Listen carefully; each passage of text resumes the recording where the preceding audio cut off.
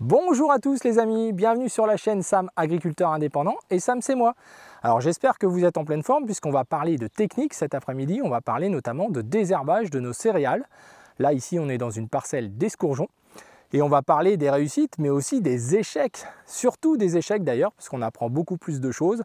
On va s'interroger ensemble des raisons de ces échecs de désherbage puisque j'en suis victime, donc je vais vous le montrer concrètement. Vous dire mes réflexions, qu'est-ce que j'ai fait. On va faire la liste des produits disponibles, les molécules en tout cas. On ne va pas parler de produits phyto, jamais sur la chaîne, mais on va parler des molécules foliaires et racinaires. On va se poser les questions du pourquoi on peut avoir ce type d'échec.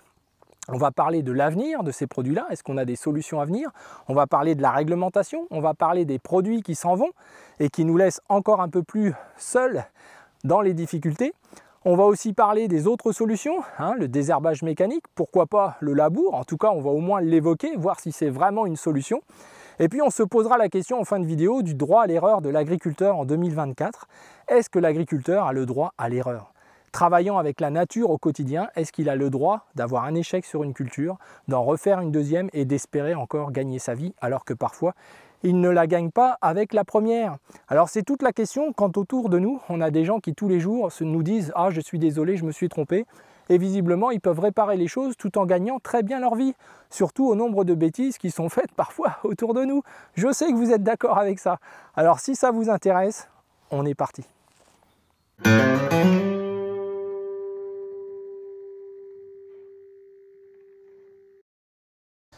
Allez, on est parti pour cette vidéo, les amis. Je vais essayer qu'elle ne soit pas trop longue pour vous parler du désherbage, de la difficulté à désherber et encore plus lorsque l'on veut limiter le travail du sol pour aller vers un positionnement de nos résidus en surface, bref, tout ce qui caractérise la protection des sols. Je ne vais pas donner de nom d'agriculture parce que ça me saoule tous ces slogans agriculture régénérative, de conservation, enfin vous connaissez la chanson.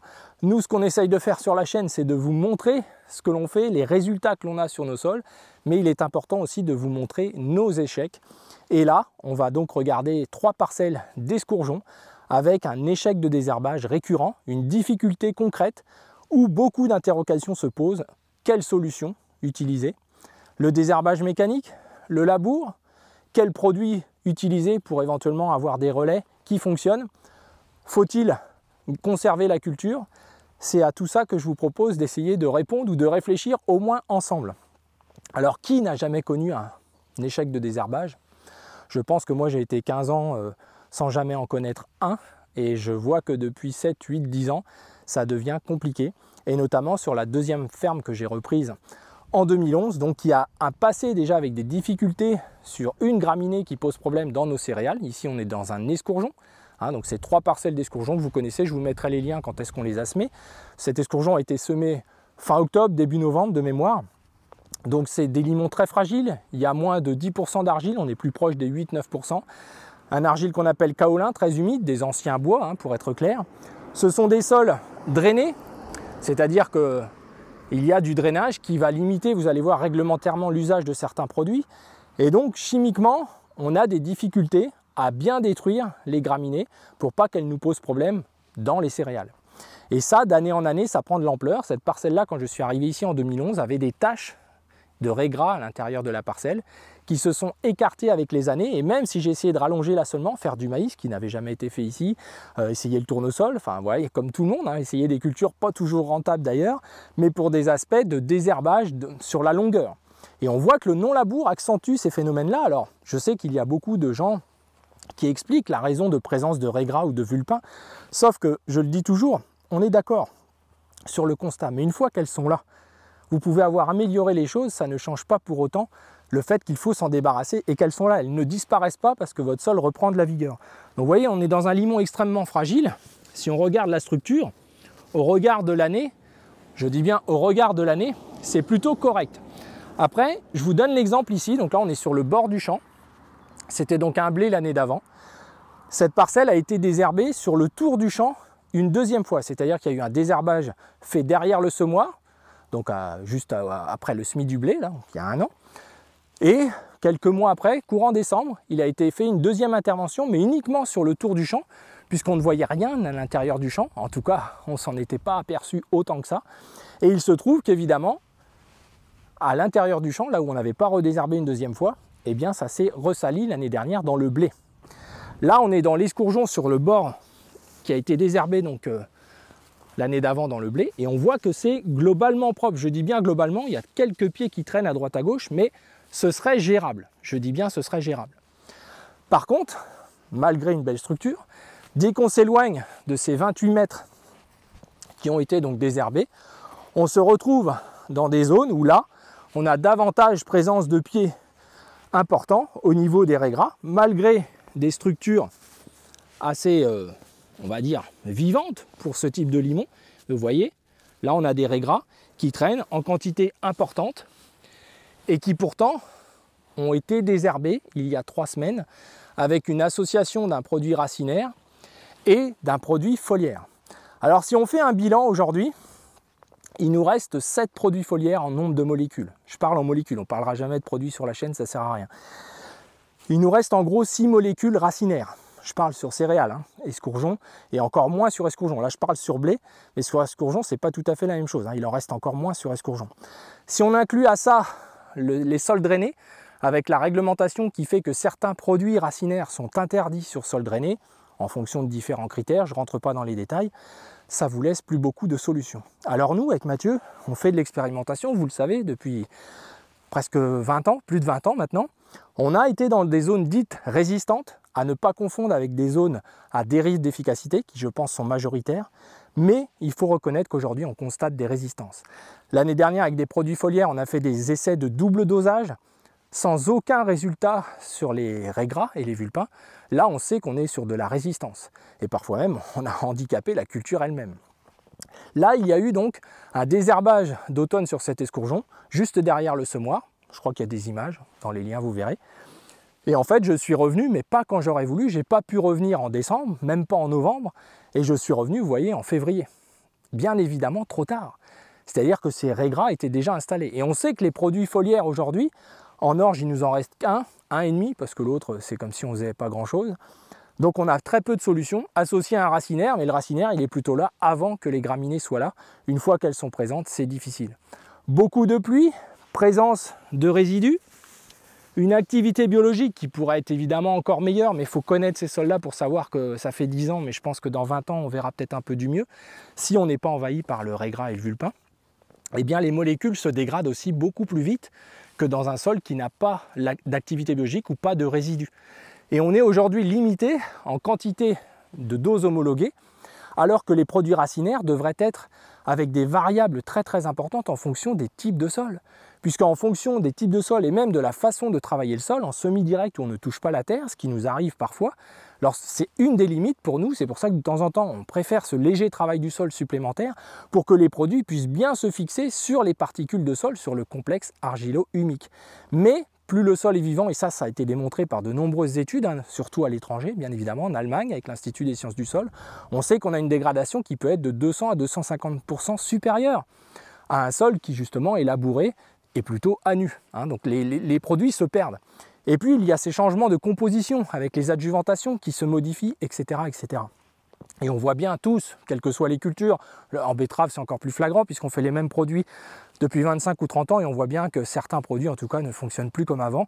Et on valorise certains produits avec molécules égales en choisissant des gammes plus élevées qui sont mieux adjuvantées avec des formulations EC, huileuses, vous voyez des produits plus agressifs. Avec la même molécule on peut faire fonctionner les produits 10 fois mieux qu'avec le produit de base. Alors comme on achète aussi des produits de plus en plus banalisés, fabriqués à Tataouine, on a même du mal à savoir s'ils fonctionnent bien. On a même le cas des premières résistances ou des premiers échecs avec des glyphosates aujourd'hui.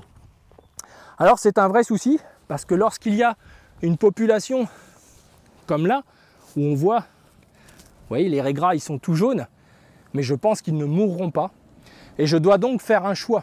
Alors là je n'ai pas fait d'intervention d'azote, je n'ai pas fait mon premier apport azoté, je ne vais pas faire mon deuxième apport azoté. Pourquoi? Parce que malheureusement, je vais me résoudre à ne pas garder cette culture. Et là, on en arrive au dernier sujet qui est le sujet du droit à l'erreur. Est-ce qu'un agriculteur en 2024 a le droit à l'erreur? Première chose, déjà, il sait qu'il va sans doute faire un escourgeon ou un blé qui n'aura peut-être pas de rentabilité. Et beaucoup d'entre vous se disent, bah, mais vous dites que vous perdez de l'argent, mais alors vous n'avez qu'à pas semer. Bien sûr, je pense qu'on est nombreux en ce moment à se dire mais ne semons pas de maïs, ne mettons pas d'engrais, laissons tout tomber, de toute façon, on va le faire pour perdre de l'argent. Sauf, et ça faut bien que tout le monde le comprenne, on a besoin du chiffre d'affaires qu'on va générer malgré tout pour payer tout ce qu'on doit, faire tourner nos charges de structure dont on a déjà parlé. Évidemment qu'on pourrait économiser en charges opérationnelles, mais c'est la seule économie qu'on ferait et on ne pourrait pas payer le reste avec le volume de chiffre d'affaires qu'on a. On est coincé, on est piégé. Eh bien ce droit à l'erreur, on ne l'a plus aujourd'hui par manque de rentabilité. Est-ce qu'en travaillant avec la nature, on peut toujours tout réussir? Est-ce que c'est pas ce qui entraîne la systématisation? De ne pas vouloir tout désherber, juste le tour du champ. N'aurais-je pas dû tout désherber sans m'occuper? On ne sait jamais.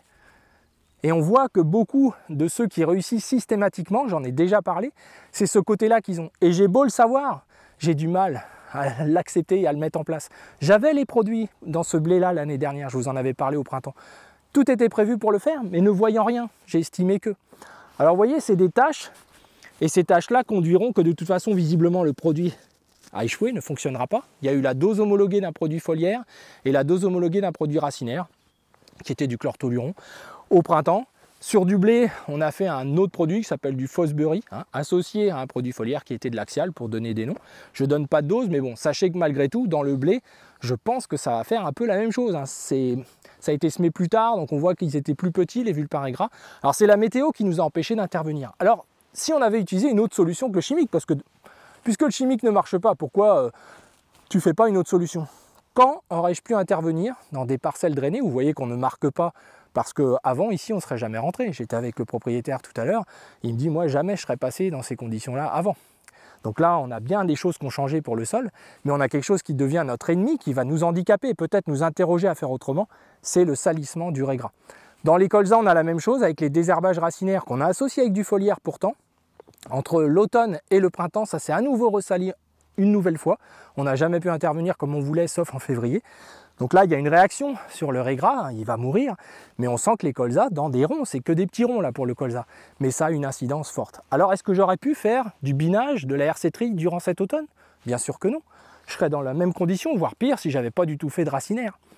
Donc ça a fonctionné sur une partie, mais il y a bien des individus qui semblent rigoler par rapport aux interventions des produits que l'on a.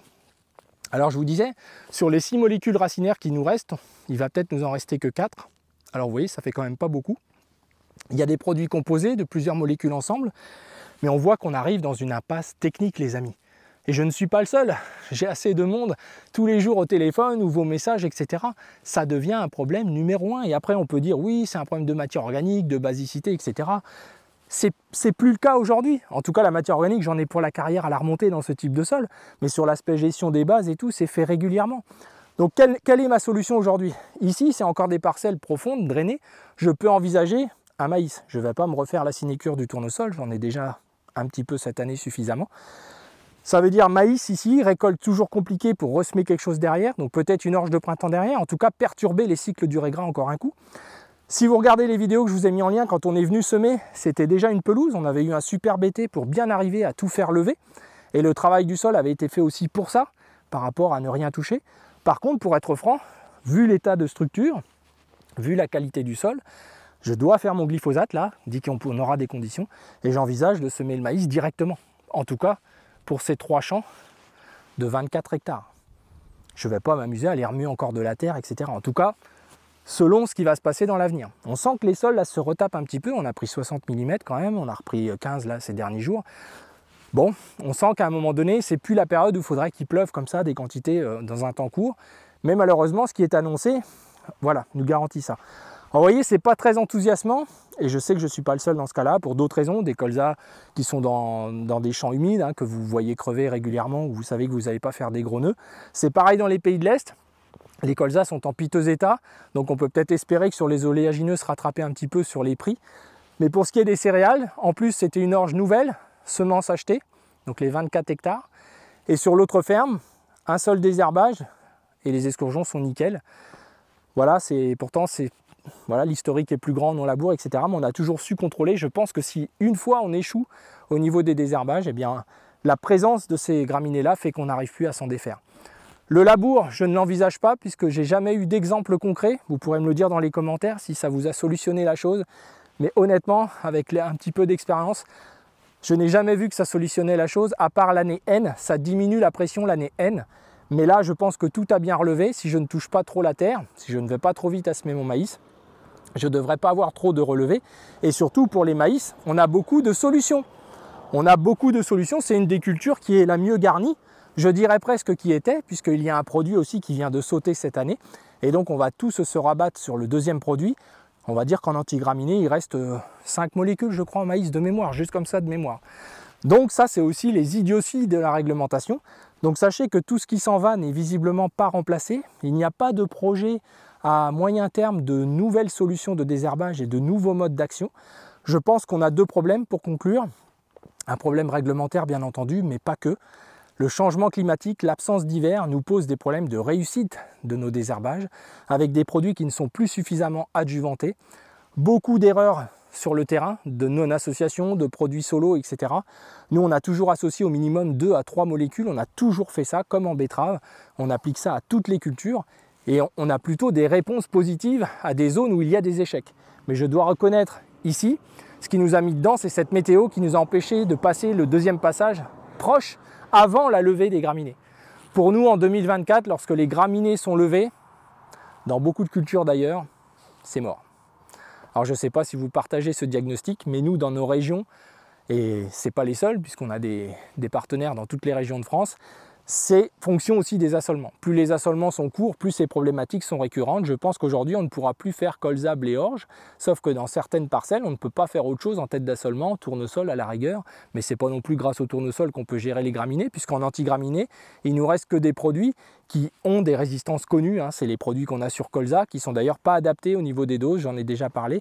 On a une dose du double en betterave que sur colza, et pourtant les graminées sont les mêmes. Voilà. Donc c'est toutes ces choses-là que dès qu'on comprend un petit peu comment ça marche et ce qui nous attend, on ne peut être qu'inquiet pour le désherbage, et c'est pas le désherbage mécanique dans des conditions comme on a eu cette année, mais on en aura d'autres des années comme ça, qui vont nous arranger les choses. Alors en général, les années humides, c'est toujours très compliqué pour le salissement et je pense qu'on aura l'occasion d'en reparler d'ici la moisson car je vois beaucoup de petites feuilles qui brillent dans les champs, dans toutes les régions que j'ai traversées ces derniers jours, que ce soit cet hiver pour les profils ou autres, et je pense qu'on va tous avoir des vulpins ou des raies selon les types de sol, voire les deux les amis.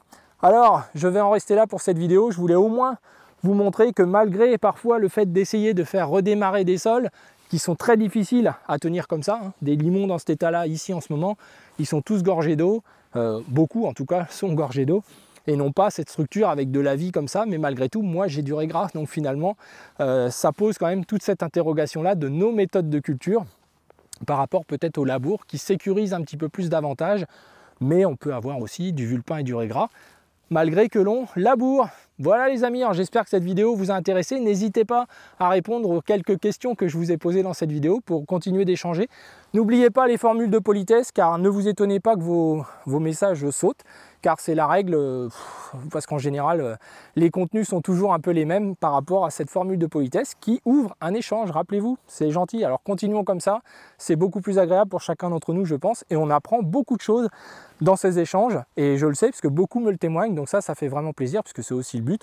On est là pour partager, montrer, donner des exemples, en aucun cas conseiller, dire c'est comme ça, c'est pas notre boulot sur la chaîne. Voilà les amis, alors je vous dis à bientôt, pensez à liker cette vidéo et pensez à la partager si elle vous a intéressé, parce que je pense que le désherbage, c'est l'enjeu de demain, bien avant tout le reste, et qu'on pourrait réduire les phytos de manière très facile au niveau des fongicides et des insecticides, car Dieu sait s'il y en a qui sont mis pour rien, mais pour ce qui est du désherbage, j'avoue que c'est très très compliqué, et même si les plantes associées et tout pourraient être des pistes, on voit bien que pour les graminées c'est compliqué, on est d'accord? Allez, je vous dis à bientôt les amis, bonne fin de journée.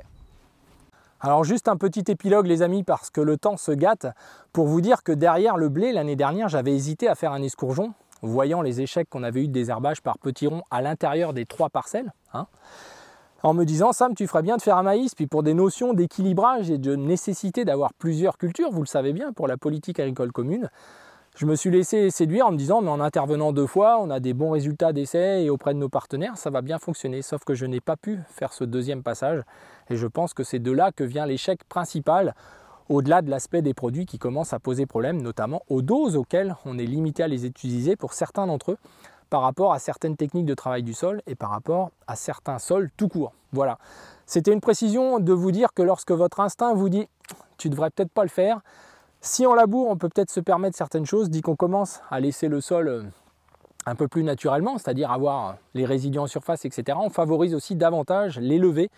Et on a des levées toute l'année, ça c'est clair. C'est quelque chose qu'on voit, surtout quand un sol ne s'est pas refermé. Hein, que quelque part, il est quand même globalement dynamique pour ce type de sol. Vous savez qu'en ce moment, les sols sont plutôt comme des carrelages, avec voilà, assez refermés. Ce n'est pas le cas ici, mais voilà, malgré tout, à la place, on a ces inquiétudes pour l'avenir vis-à-vis du désherbage. Voilà, donc c'est quelque chose qui n'est pas facile à gérer. Je pense qu'on est nombreux à être dans cette situation. Alors les amis, cette fois, je vous souhaite à tous une bonne fin de semaine et un bon week-end. À bientôt.